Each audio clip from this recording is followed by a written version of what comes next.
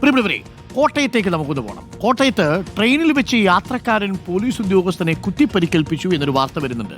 പത്തനംതിട്ട കുടുമൺ സ്വദേശിയായ അനിൽകുമാറാണ് പോലീസ് ഉദ്യോഗസ്ഥനെ ആക്രമിച്ചത്. ഇയാളെ റെയിൽവേ പോലീസ് പിടികൂടിയിട്ടുണ്ട്. അഖിലുണ്ട് കൂടുതൽ വിവരങ്ങളുമായി. അഖിൽ, ന്യൂ ഇയർ ആഘോഷിച്ചതാണോ? എന്താണ് സംഭവിച്ചത്? Akhil, good morning, happy new year. Doctor Arunkumar, happy new year.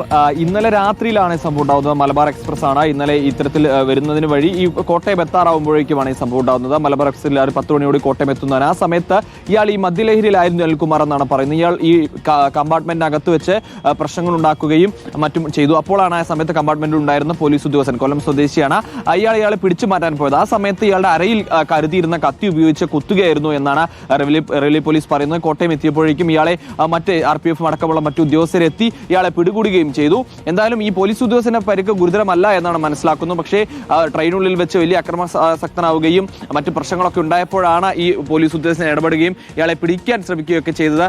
എന്തായാലും മറ്റ് യാത്രക്കാർക്കോ അല്ലെങ്കിൽ മറ്റവർക്ക് നേരെയോ എന്തായാലും ഇയാൾ തിരിഞ്ഞില്ല, അല്ലെങ്കിൽ അവരെയൊന്നും കുറ്റി പരിക്കേൽപ്പിച്ചില്ല എന്നുള്ളതാണ്. യാത്രക്കാരുമായൊക്കെ ചെറിയ വാക്കുതർക്കം ഉണ്ടായെന്ന് പറയുന്നു. അപ്പോഴും ഇയാളുടെ അരയിൽ ഇയാൾ കത്തി കരുതിയിരുന്നു എന്നാണ് മനസ്സിലാക്കുന്നത്. ഇയാളുടെ പേരിൽ ഇതിനു മുൻപും, അതായത് പത്തനംതിട്ട കുടുംബൻ സ്വദേശിയാണ് അനിൽകുമാർ എന്ന് പറയുന്നത്. ഇയാളുടെ പേരിൽ മുൻപും കേസുകളുണ്ട്. ഒരു കൊലപാതക കേസിലെ പ്രതി കൂടിയാണ് ഈ അനിൽകുമാർ എന്നാണ് നമുക്ക് മനസ്സിലാക്കാൻ സാധിക്കുന്നത്. എന്തായാലും ഇത് സംബന്ധിച്ച് വിശദമായ ഒരു വാർത്താ സമ്മേളനം 11 മണിക്ക് റെയിൽവേ പോലീസ് നടത്തുന്നുണ്ട്.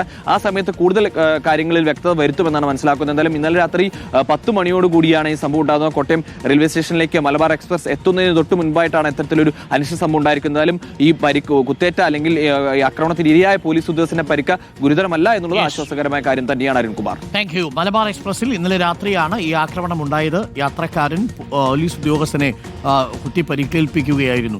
ചിലർക്ക് വെള്ളമടിച്ചാൽ വയറ്റിൽ കിടക്കും, ചിലർ വെള്ളമടിച്ചാൽ നാട്ടിൽ കിടക്കും. അതാണ് അവസ്ഥ.